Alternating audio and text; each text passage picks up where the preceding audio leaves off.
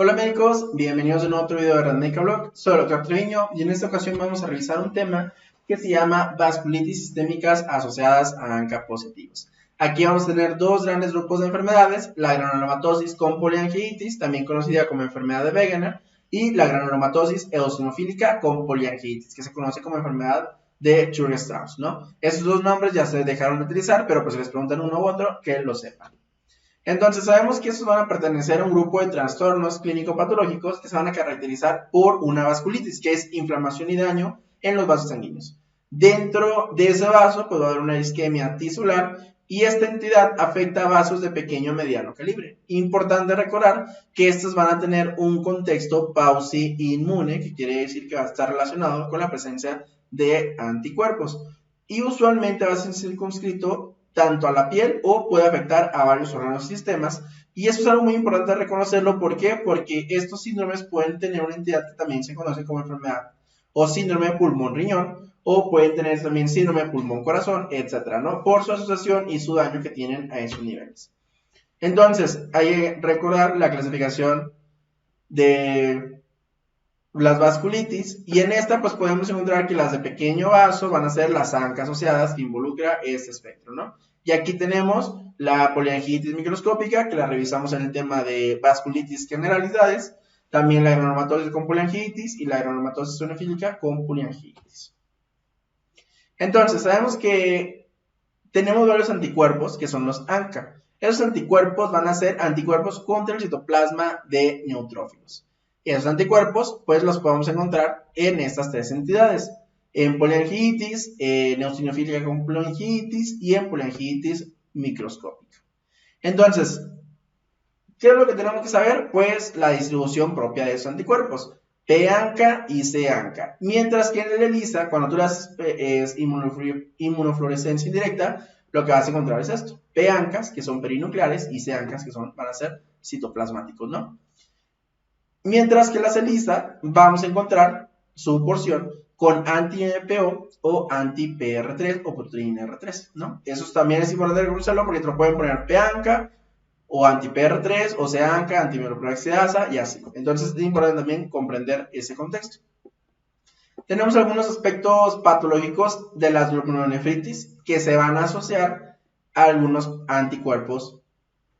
Por ejemplo, los ANCA. Aquí recordamos que algunas glomerulonefritis pueden llegar a causar una glomerulonefritis pauci-inmune por presencia de ANCAs, y estas van a ser principalmente el contexto de la granulomatosis eosinofílica con poliangiitis, aquí es poliangiitis, la poliangiitis con granulomatosis y la poliangiitis microscópica. Otras enfermedades glomerulares que se asocian también a la presencia de anticuerpos, pues sabemos que va a ser la enfermedad antimembrana basal glomerular, que va a ser la enfermedad de Goodpasture, y otras entidades como lupus, que se va a asociar a la presencia de hemoglobina G granular y C3 o complemento 3, ¿no? C3 del complemento. Esto también es importante recordarlo porque pueden ser preguntas de examen, simplemente es para ponerlos en contexto de las glomerulopatías. Entonces, la granulomatosis con poliangitis o el síndrome de Wegener, lo importante de eso es comprender, o lo que yo quiero que se recuerden es esto. Miren cómo esta nariz, que se le describe como nariz en silla de montar. Este tipo de nariz hace referencia a la pérdida o a la alteración que existe propiamente en toda la vía aérea superior, porque tiene una degeneración propia que es característica del síndrome de Wegener, ¿no? Entonces, esta vasculitis se va a definir como una vasculitis granulomatosa de la zona alta y baja de las vías respiratorias, que puede asociarse a glomerulonefritis y pues obviamente a la presencia de vasculitis. Van a ser varios grados de vasculitis, va a abarcar tanto a las arterias como a las venas finas. Tiene una incidencia y prevalencia de casos de 3 de cada 100,000 personas, principalmente en sujetos de raza blanca. Puede suceder a cualquier edad, la presencia de hombre y mujer es lo mismo. Sin embargo, usualmente el caso siempre te lo van a describir en pacientes de 30 a 40 años. Eso no se les olvide, es casi siempre como lo describen. Patogénicamente, sabemos que tiene varias etiologías que se han sospechado de la misma. Sin embargo, a ciencia cierta sabemos que es de etiología desconocida como la mayoría de las vasculitis. Sin embargo, hay causas infecciosas que creo que es importante pues, que las tengan como que en cuenta. Staphylococcus aureus, Mycobacterium avium, parvovirus B19, citomegalovirus, hongos, etcétera, ¿no? Que se pueden asociar al desarrollo de una granulomatosis con pulangitis. Histopatológicamente, lo característico de eso es que vamos a observar lesiones granulomatosas necrotizantes. Estas pueden ser en la vía respiratoria, por vasculitis generalizada o directamente a nivel glomerular. También pueden llegar a causar necrosis fibrinoide. Algunas de las manifestaciones clínicas que sabemos que tienen esas enfermedades, pues usualmente afectan la parte superior del tracto respiratorio. Deformaciones en la nariz, deformaciones en los tabiques nasales, deformaciones faringias, deformaciones laringias, etc., ¿no? Todo eso es muy característico y el caso clínico usualmente te lo dice. Entonces, por ese sentido, no vas a batallar. Es menos común que afecten la piel, sistema nervioso central, corazón, glándulas salivales, ojo, mama, etc., ¿no? Otras manifestaciones clínicas que podemos encontrar es a nivel cardíaco, a nivel del sistema nervioso central. Lo más importante siempre recuerda los síntomas constitucionales como la fiebre, que el paciente esté apático, que esté asténico, etcétera, ¿no? El corazón puede afectar hasta el 5% de los pacientes con pericarditis, vasculitis, miocardiopatías, con defectos de la conducción, etcétera, mientras que el sistema nervioso central pues, puede afectar hasta el 21 al 45% de los pacientes. Usualmente van a tener neuritis de paredes craneales o mononeuritis múltiple, que es otra de las entidades que pueden llegar a ocasionar. La piel también tiene compromiso, puede ser en series algunas de 10%, en otras muy altas del 40 al 50%. Pueden tener necrosis digital, pueden tener también presencia de púrpura, de úlceras, de nódulos subcutáneos, etc. O sea, el espectro clínico que van a tener son muy grandes. A nivel oral, recordar eso también, la gingivitis en fresa, que es lo que podemos observar aquí, es otra de las características propias de la enfermedad.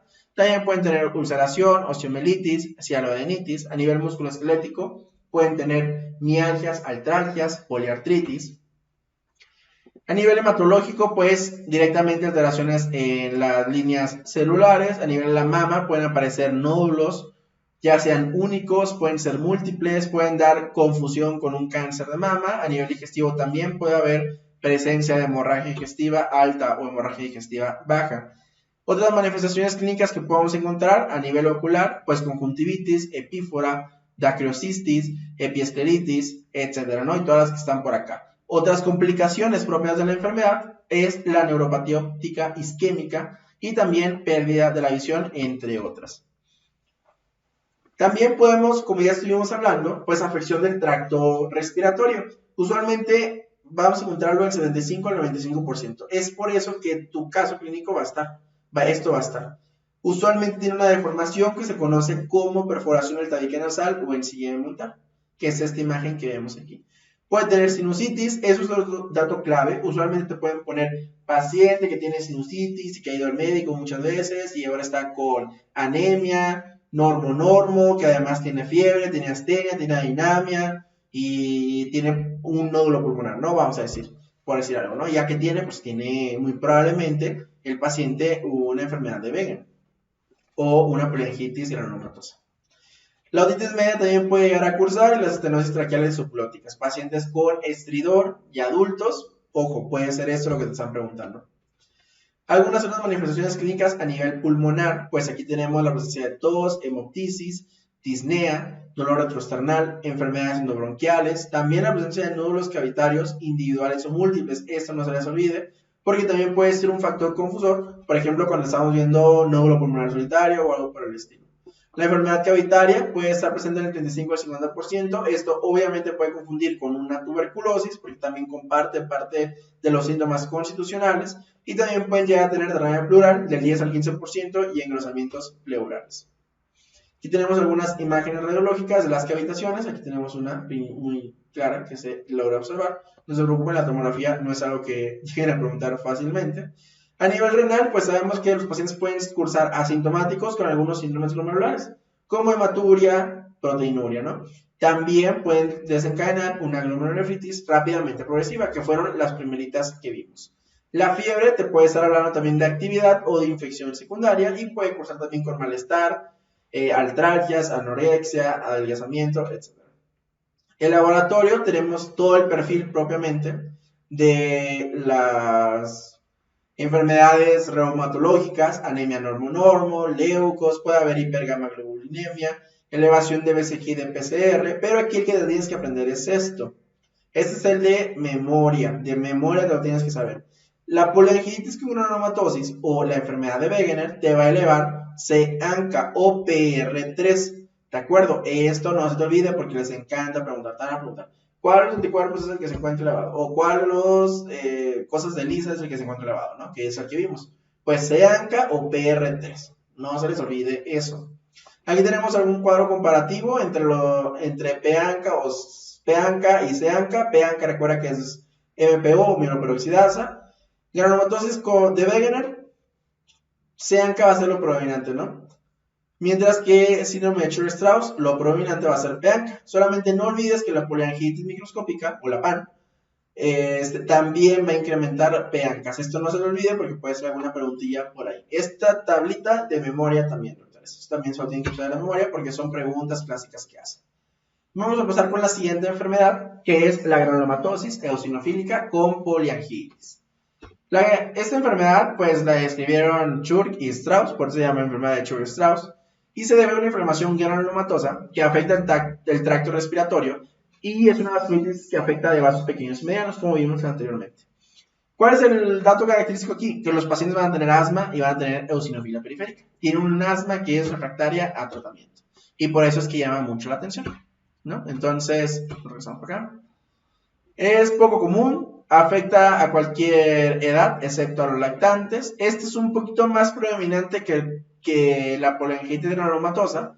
La poliangitis granulomatosa eosinofílica es más predominante en las mujeres. Usualmente te van a hablar de una paciente de 45 años, 40 años, 50 años, que tiene asma y que no mejora la paciente. Y que tiene, pues muy probablemente sea un Church-Strauss, ¿no? Algunos datos de su patogenia y de su patología va a afectar, ya vimos, arterias de mediano calibre, hacen reacciones granulomatosas y se va a acompañar de un infiltrado de eosinófilos propiamente. La afección usualmente es a nivel pulmonar, pero también puede afectar a la piel, aparato cardiovascular, riñones y tubo digestivo, ¿no? Parte de su patogenia, pues sabemos también que esa etiología es conocida, sin embargo se asocia a ciertas entidades, como puede ser el silicio, las alergias, antecedentes familiares de atopia, alérgenos inhalados, etcétera, ¿no? Muchas cosas que se pueden asociar. Hay varias fases de la enfermedad. Tenemos una fase prodrómica, donde los pacientes van a cursar con rinitis alérgica y con poliposis nasal y asma. Tenemos una infiltración tisular por eosinófilos y también tenemos la propia vasculitis, ¿no? Clínicamente, ¿qué vamos a tener? Pues datos inespecíficos: fiebre, malestar, anorexia, pérdida de peso. También vamos a tener rinitis, sinusitis, hasta el 60%. Tenemos tos, disnea, hemoptisis, dolor plurítico. A nivel pulmonar tenemos ataques de asma, podemos tener mononeuritis múltiples, podemos tener lesiones dérmicas y todas las demás que están por acá, ¿no? Usualmente recuerda siempre paciente mujer, usualmente así lo describen, que inicia con asma a los 40-45 años. En el laboratorio, pues ya lo muy importante, aparte de todo lo que ya sabes que va a tener por ser una vasculitis, lo importante es esto: va a tener P-ANCA en el 50% y C-ANCA menos del 25%. El tratamiento, esto va a englobar ambas entidades y no nos vamos a estar preocupando de aprender así como que muchas cosas. Lo importante es que nosotros tenemos una vasculitis ANCA que se diagnosticó de forma reciente, ¿no? Hay que ver. Tiene afección a órgano que puede ser mortal, no mortal. Si no te va a afectar tanto tu órgano, o sea, no está en riesgo la vida del paciente, pues tú le puedes dar metrotexate, le puedes dar micofenolato con demofetilo con glucocorticoides. ¿Para qué? Para llegar a la remisión de la enfermedad.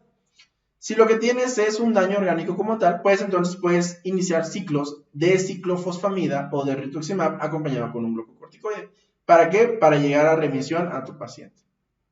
Sin embargo, si tenemos una enfermedad con hemorragia pulmonar, que es una urgencia, o una falla renal progresiva, que es otra urgencia, se puede considerar, aparte de este tratamiento, la plasmaféresis. Eso nunca se les olvide.